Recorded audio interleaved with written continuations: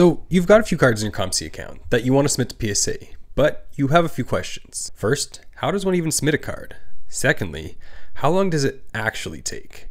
And finally, is it really worth it? Well, stick around, because in today's video, I'm going to go over my first 21 subs and give you all the details. Let's get into it.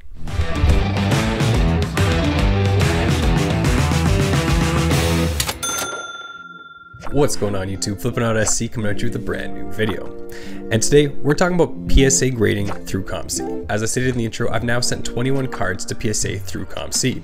I've sent cards when it was $24 a card, and now when it's $22 a card. I've sent cards in groups, and I've sent cards as singles, and I've received many different grades and many different wait times. So with this said, I figured now would be a good time to make a video for all of you, documenting how my experience has been and whether or not I'll continue to submit with COMC and whether I think it's a good option for you too.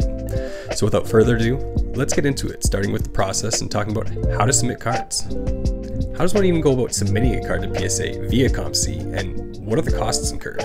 Well, to be honest, it's actually quite easy, but there are a few things you need to keep in mind before submitting. First is that before any card is submitted to PSA grading via COMC, it needs to go through the elite processing.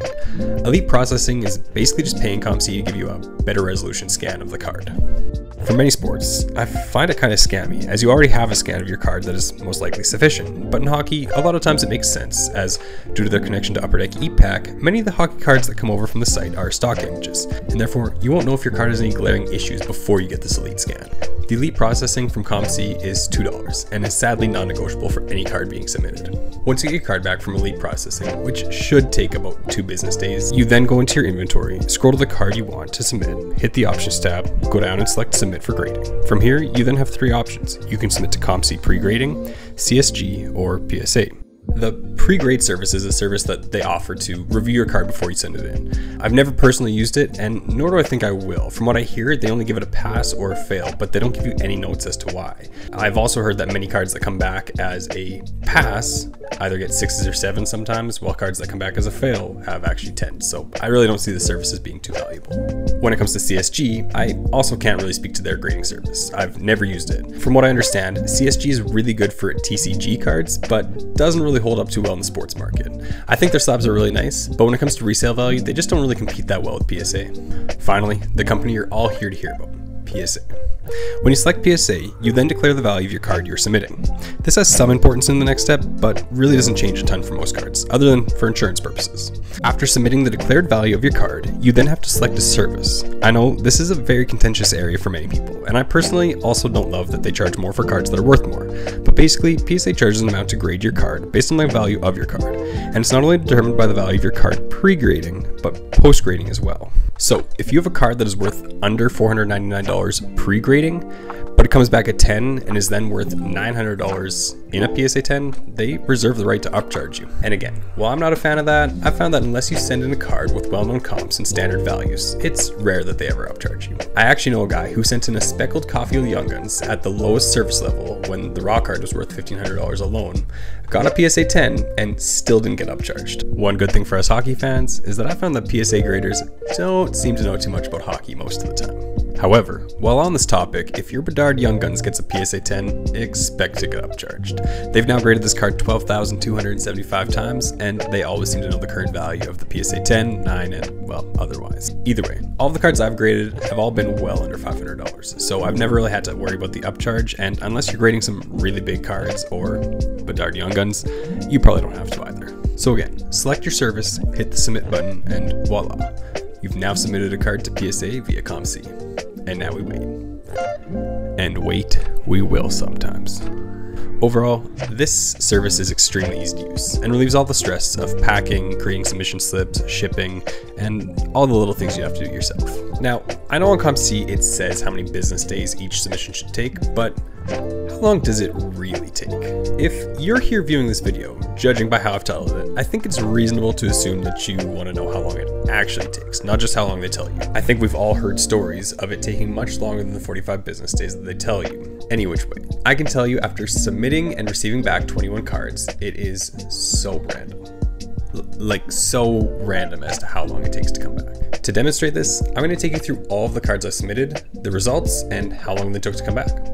It all started with this 2016-17 Alexander Ovechkin Rainbow Color Wheel that I sent in on July 27th and came back a PSA 10 on September 27th. Exactly 2 months, or better counted as 8 weeks and 6 days. Not bad at all, literally right on the 45 business day timeline that they give themselves without any of the shipping or handling time that they give themselves now. The next card took a little longer. It was this 2017-18 Austin Matthews Color Wheel variation that came back also as a PSA 10. This is more in line with the timeline they had given of 45 business days with a week or two on each side for shipping and handling, when it came back in 10 weeks and 3 days. On my third attempt, the return time again extended as I got back another PSA 10 of this 2017-18 Wayne Gretzky Color Wheel that came back in 12 weeks and 5 days. Still, this was technically within their timeline of 45 business days with a week or two on each side, so I couldn't be all that upset. But that wait time was nothing compared to what was to come. Basically, when COMC started offering the service, they offered the cheapest level at $24. That was $24 after the $2 service fee, so $26 in total. If I remember correctly, it was in December 2023 when they offered a special and they dropped the price down to $22. I remember thinking to myself after Christmas had passed that I should add some funds to my account and send some PC cards. I mean, although the $2 doesn't make a huge difference in the overall price, I just didn't want to miss out. So, on December 26th, I sent this 2017-18 McDavid Gold Rainbow Foil, and on December 27th, I sent this 2020-2021 Matthew Speckled Foil. A few days later, on December 30th, I sent 5 more cards as the special was almost over. I sent this 2019-20 Matthew Speckled Foil, this 21-22 Ovechkin Speckled Foil, this 21-22 McDavid Extended Series Speckled Foil, this 22-23 Crosby Speckled Foil, and finally, this 22-23 Matthew Speckled Foil. The first card to come back was actually the card I sent second. The 2021 Matthew Speckled Foil came back in a decent time as a PSA 9 on February 23rd, 8 weeks and 2 days after I had sent it in.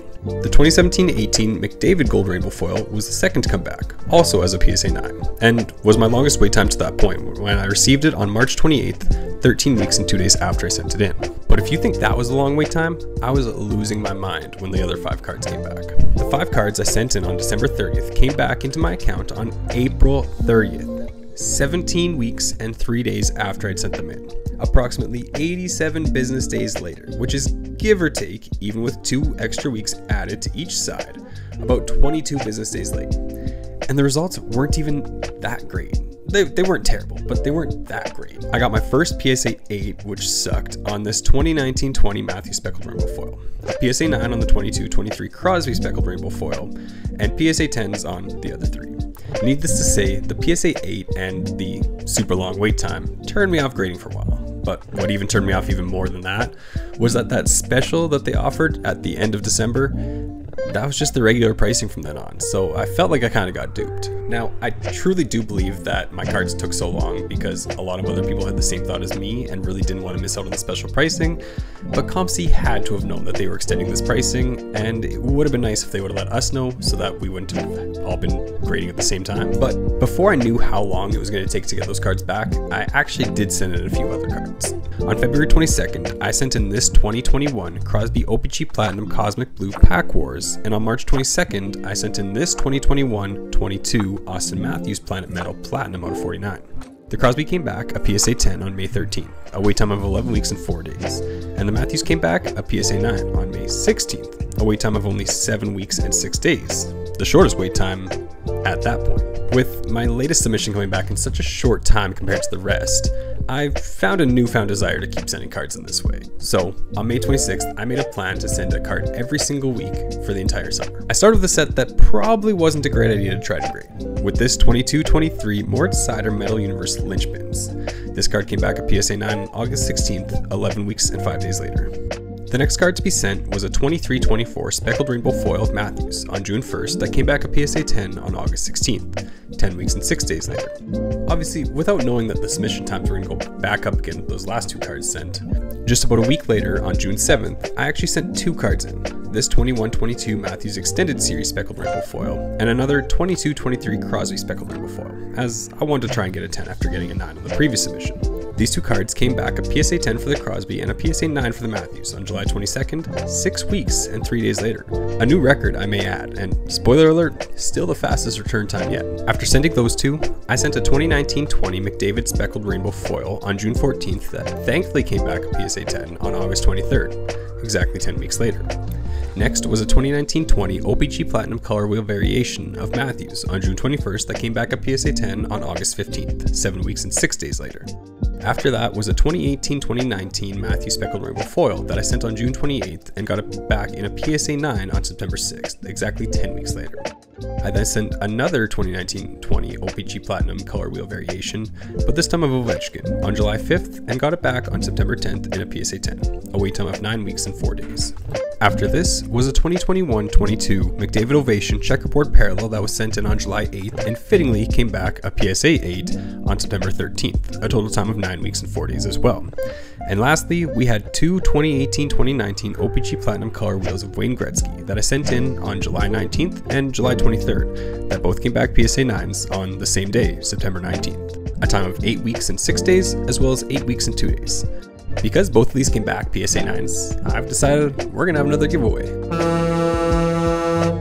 We're going to be giving away a PSA 9 Gretzky Color Wheel to one lucky winner.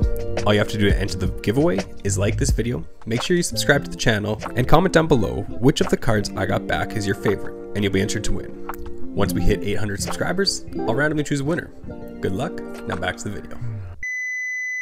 So aside from all the cards I've already gotten back, I still actually have 10 cards out of PSA via COMC. Interestingly enough, I have 2 cards that I sent prior to the 2 Gretzky Color Wheels on July 1st and July 11th that both still aren't back. Yep, you guessed it. A few days after I finished filming this, I got the July 1st card back. It came back on September 30th and took 13 weeks in total, which is still quite a long time. But with that result, a Crosby Cosmic Blue Pack Wars and a PSA 10, I can't be too upset. At the time of filming this, those are coming up on almost 13 weeks for the July 1st and almost 11 weeks for the July 11th as well. So with all that said, quite clearly there's no standard return time. My biggest advice for when to send in would only be to try not to send in near the end of a promotional period. If I take an average of all the return times I've gotten through the 21 subs, we actually get an average of 10 weeks and 1 to 2 days, which, to give COMC their props, is pretty close to the 45 business days and 1 to 2 weeks on either side for shipping and handling time. Obviously some take longer and some take less time, but this could also fall on PSA, so there's really no guarantee either way. So with how to submit, the price of submissions, and the wait times all laid out, the only question remaining is it really worth it? And this comes down to multiple factors. I think the first and one of the biggest on people's minds is cost. What do I pay at COMC versus what do I pay if I do it myself? And like I said earlier, at COMC you're paying $22 a card plus the $2 reprocessing fee, so $24 in total. Now, at least you don't have to pay the shipping to and from PSA like you would if you sent it yourself. You do still have to pay your shipping home at a later date, but if your card's on COMC, you're paying your shipping home either way, so it really doesn't make much of a difference, unless of course you're looking to resell it on the site. If you go direct to PSA yourself, then there's a few other factors that come into play. First off, how many cards are you planning to send in? Are they all modern and or all vintage, or is there a mix? And how many cards do you plan to send in throughout the entire course of the year? Basically, PSA has 2 pricing schemes when there is no promotion. They have the value bulk or the value. The value bulk is for orders of 20 or more cards. If you have less than 20 cards, you then need to send with the value service level.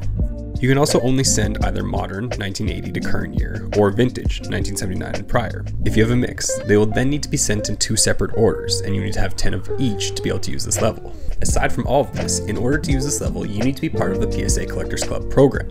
This program gets you a free monthly PSA magazine, $60 in credit to spend on Fanatics Live, and access to their monthly grading specials and bulk grading starting at $14.99. But it does come with a cost. Coming in at $149 a year, it's not that cheap. It's an added cost to factor into the overall price when you're submitting yourself. So with all that laid out there, it should be pretty easy to do the math. On COMC, you pay $24, barring any upcharges, and you do 0 work. Outside of COMC, you do a lot more thinking, a lot more work, but if you're planning on sending hundreds of cards a year, it's definitely worth your while. In terms of wait times, obviously we went over what the wait times are like on COMC, and although I haven't sent in a long time outside of COMC, I've been hearing from friends that the wait times have been great. They've been 4 to 6 weeks on average, and you get your cards back way quicker than you would on COMC. So again, depending on what you're grading for, grading outside of COMC might be the better play. If you're grading time-sensitive cards and you need to flip them quick, then I would definitely suggest outside COMC. If you're grading mostly PC stuff, then you might as well stick with the COMC route. One of the other obvious big differences between grading with COMC or grading outside of COMC is reviewing the cards. The scan doesn't does not allow you to see the card as well as in hand. You can usually tell if the centering of the card is good via the scan, and then depending on the colors, the type of card, and the card stock, you can sometimes see the corners and edges well enough to make a good call as to whether it will grade well or not, but sometimes it's tough to tell. As for the surface, however, this is one part of the card that the Elite scan just doesn't really show at all. To see if there are any surface scratches or indents, you really need the right light and angle, and a scan just doesn't show it. So my personal advice is that if the card is part of a set that's prone to surface scratches or indents, I would definitely send it home to review it before sending it to PSA. And finally, one other use case that I use the COMC grading for is based on location. I personally am located in Mexico, and while obviously we have companies that ship to California, A, I don't trust the shipping, too many packages just go lost and missing, and B, for the type of cards that I'd be grading, the cost of shipping would just cut into the profits way too much. So I choose to stick with the COMC route until I move back home. If you're also in a country other than Canada or the United States, then the COMC route might be a really good option for you too. But there you have it, everything I've experienced and everything I know about the COMC to PSA grading service. I hope this video was informative, and I hope it helps you with making decisions on your COMC grading and purchasing plays.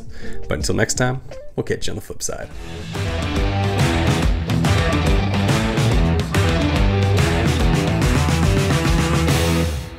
Hey, if you liked that video, you might want to check out this one, or maybe even that one. I think you might like those ones as well.